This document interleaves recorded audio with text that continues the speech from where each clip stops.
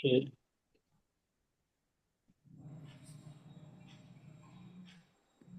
એક મિનિટ. દીપકાનજી 2 ફેબ્રુઆરી. આ જગત વેરવાળું છે માટે પાંસરા ચાલજો. આ જગત વેરવાળું છે માટે પાંસરા ચાલજો. અહમ નદુભાઈ સ્યાદવાદ વાણી વર્તન મનન. આ વાત આપણે ક્યારે સિરિયસલી લીધી જ નથી. દાદાએ વારે વારે કીધું છે કે આ જગત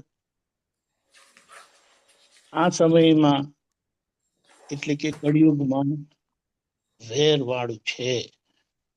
એટલે તમે એમ નહીં સમજતા કે કોઈના વિરોધી થઈને, કોઈની જોડે મતભેદ પાડીને તમે શાંતિથી જીવી શકશો કે તમે છૂટી શકશો. પણ આની વાત આપણને સમજાતી જ નથી. આપણે એક દાખલો આપીએ. પોલીસ વાળો પકડે ત્યારે આપણે કેવી રીતે કરગડીએ છે, સાહેબ સાહેબ સાહેબ. જવા દો ને, આ વખતે ઉતાવળમાં ભૂલ થઈ ગઈ, આમ થયું તેમ થયું કરીને ગલીપચી કરીને છૂટવા માંગે. હવે આ જે બધા ભેગા થાય છે ને, મળે છે, અને ફરિયાદ કરનારા, હક જતાવનારા એ બધા વેરવાળા છે. અને કડવું સત્ય એ છે, કડવું સત્ય એ છે કે જેમની જોડે રાગ કરેલો ને એ નજીક આવીને રે, એમના પ્રત્યે દ્વેષ થાય ના. જેમની જોડે દ્વેષ કરેલો તે આજે નજીક આવે, આપણને જ્યારે ત્યારે ગોદા મારે, કોઈ વાત નહીં હોય અને ખોટું લાગી જાય, સાચી વાત એ ખોટી લાગી જાય, જ્યારે જુઓ ત્યારે મોડું ચડેલું હોય. આ બધું અનુભવતા નથી આપણે? તો આપણે શું કહીએ કે એ જો રાગનો હિસાબ હોય ને, તો રાગના હિસાબમાં કેવું હોય, તમારું બધું જ માફ, તમે જે કરો તે માફ. અને અંદરથી શું હોય કે હું તમારા પ્રત્યે બહુ અત્યંત રાજી છું. હવે સામા પ્રત્યે રાજી હોય તો એમની કઈ બાબત તમે નહીં સ્વીકારો?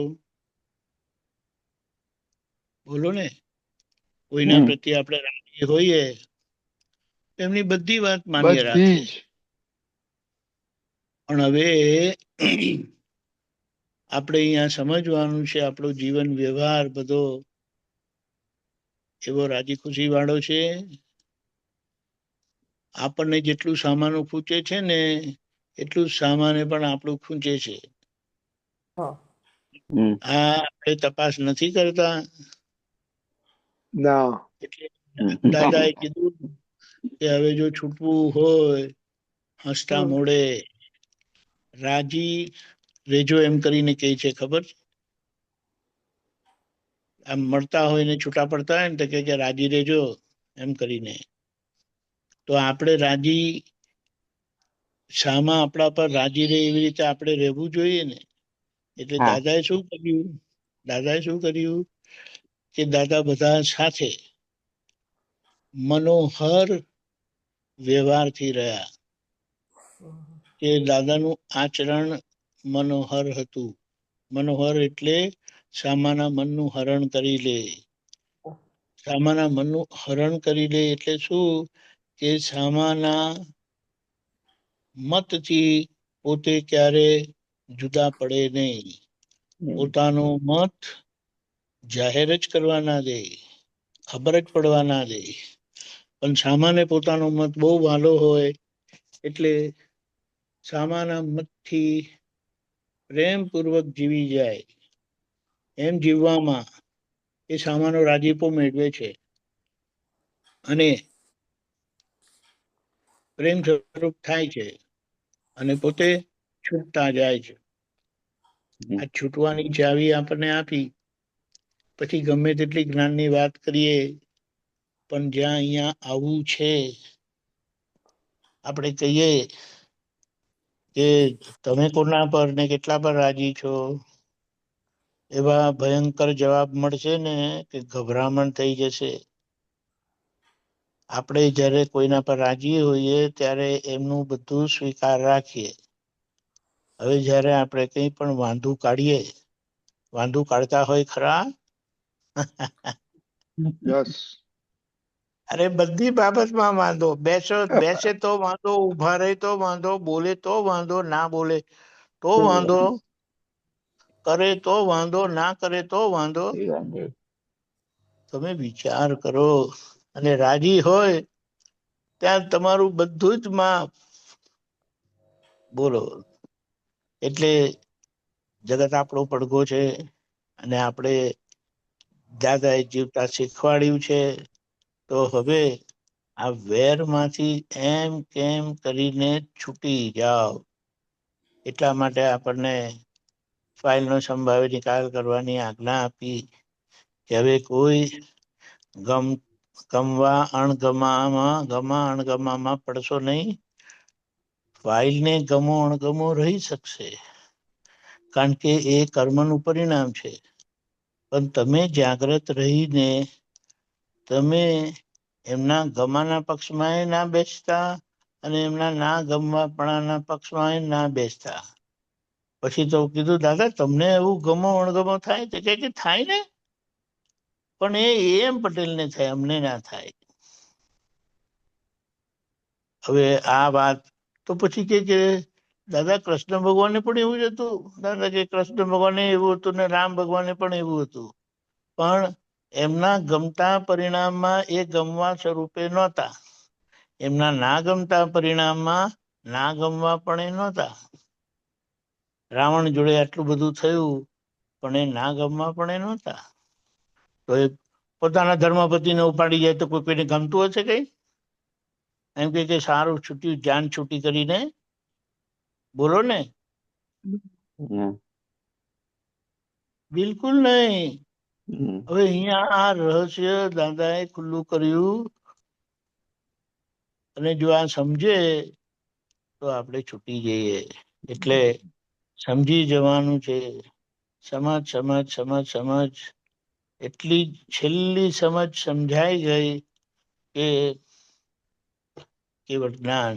એટલે આજે આપણે કેટલું કરવાનું છે એ સમજી લો. કેવળ જ્ઞાનની લપ નથી કરવાની. હમણાં આપણું ટાર્ગેટ આ વાઇલોનો સંભાવે નિકાલ કરવાનો છે. સંજોગ માત્રનો સંભાવે નિકાલ. અને સંજોગ માત્ર પૂર્વના રાગ દ્વેષનું પરિણામ છે.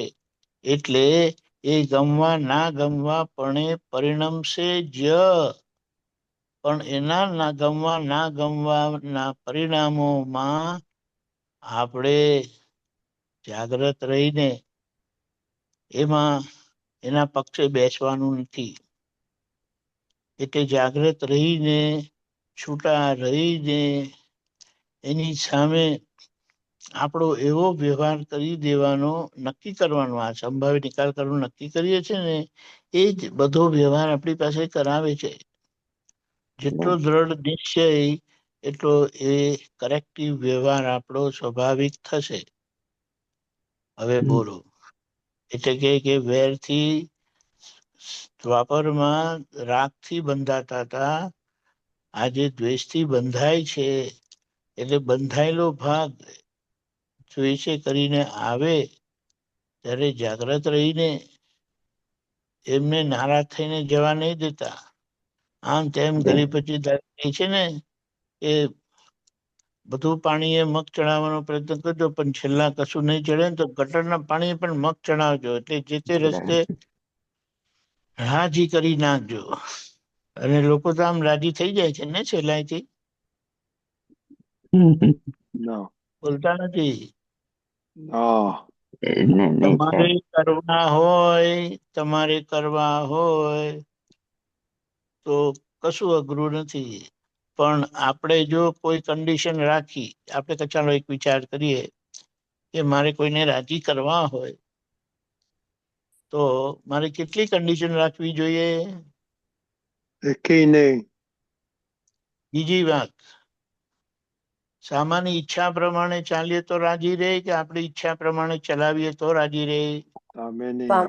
સામે ના એટલે એમાં આપણે એમ કહીએ, ગુપ્ત રીતે આપણે અંદરથી જે આપણને ભેગા થાય એમને ઈચ્છા વરદાન આપવાનું. ઈચ્છા વરદાન એને નેગેટિવલી વિકલ્પ કરવાનો નથી એનો, પણ વાત સમજવાની છે. ઈચ્છા વરદાન એટલે સામાન્ય અપેક્ષા ભંગ આપણે ના કરીએ. અપેક્ષા ભંગ ના કરીએ એટલે આ આજના મન વચન કાય એટલા બધા વિચિત્ર છે ને કે આપણને ભલું ભલું ભૂલ કરાવે, એટલે ભલી ભલી ભૂલ કરાવે. એટલે કોઈ સિદ્ધાંતને તોડીને કોઈ પણ રીતે આપણે પોતાની મર્યાદા ભંગ ના કરીએ. સામાન્ય રાજી રાખવામાં કઈ પોતાએ મર્યાદા ભંગ કરવાની જરૂરત નથી હોતી. એટલે આ બધા ખૂબ શું કહેવાય બાબતોને લક્ષ્યમાં રાખીને છૂટી જવાનું છે. અમારા ભદ્ર આપતા પુત્ર આયા છે તો એમને આપણે વિનંતી કરીએ કે કઈ થોડું પ્રકાશો ભાઈ. જય સચ્ચિદાનંદ. જય સચ્ચિદાનંદ. 2 ફેબ્રુઆરી આ જગત વેરવાળું છે, માટે પાંસરા ચાલજો. દાદા કહેતા હતા કે આ પંચમારામાં જે બી બધા ભેગા થાય છે એ મોટે ભાગે વેરના ઋણાનુબંધથી જ બધા ભેગા થાય છે. વેરના ઋણાનુબંધના આધારે ભેગા થયા હોય એટલે શું થાય તો કે ગમે તેવું આપણે એની માટે સારું કરીએ, સારું વિચારીએ, પણ કુદરતી એને આપણી માટે વેરભાવ જ રહ્યા કરે. તો એનાથી આપણે છૂટવાનું છે. જો નવો આપણે કરતા જઈશું તો કે એ વધતું જશે. હવે આપણે નક્કી કર્યું છે કે મોક્ષે જવું છે તો પહેલામાં પહેલું તો કે આપણે અંદરના વેરભાવથી છૂટવાનું છે. ક્ષણે ક્ષણે આપણે પોતાની અંદર પણ જોઈએ છે કે કંઈક ને કંઈક કોઈ પણ સારું કરતો હોય તો પણ એની માટે કોઈ પાણી અપાયું હોય તો એ કે ઠંડુ લાવ્યો, આ ના લાવ્યો, વેરભાવ જ ઉભા થાય છે. તો કે એનાથી આપણે અંદર ચેતતા રહેવાનું છે. જ્યાં જ્યાં વેરભાવ એટલે નેગેટિવ ભાવથી શરૂઆત થાય છે અને ધીરે ધીરે ધીરે ધીરે વધતો પછી આખું વેરભાવ ઉપર આવી જાય છે. એટલે એનાથી જ છૂટવાનું છે. જય સચ્ચિદાનંદ. જય સચ્ચિદાનંદ. ખૂબ સરસ. એટલે આ નજીક આવેલા છે ને, દ્વેષ વાળા નજીક આવે ને રાગ વાળા દૂર જઈને બેસે. છોકરાઓ આજકાલ આપણી જોડે નથી રહેતા એટલે જાણવું કે એમની જોડે રાગ છે એટલે દૂર જઈને બેઠા. જે નજીક હોય ને તે બધા દ્વેષ વાળા, એટલે પેલું કે ને થપ્પડ મારીને ગાલ લાલ રાખવાના, એવી રીતે ગમ ખાઈને પણ સામાને રાજી કરો. જય સચ્ચિદાનંદ. નક્કી કરશો તો થશે. આ દાદાનું વિધાન છે. જય સચ્ચિદાનંદ. જય સચ્ચિદાનંદ. We can start. ઓકે. પ્રાતઃ વિધિ.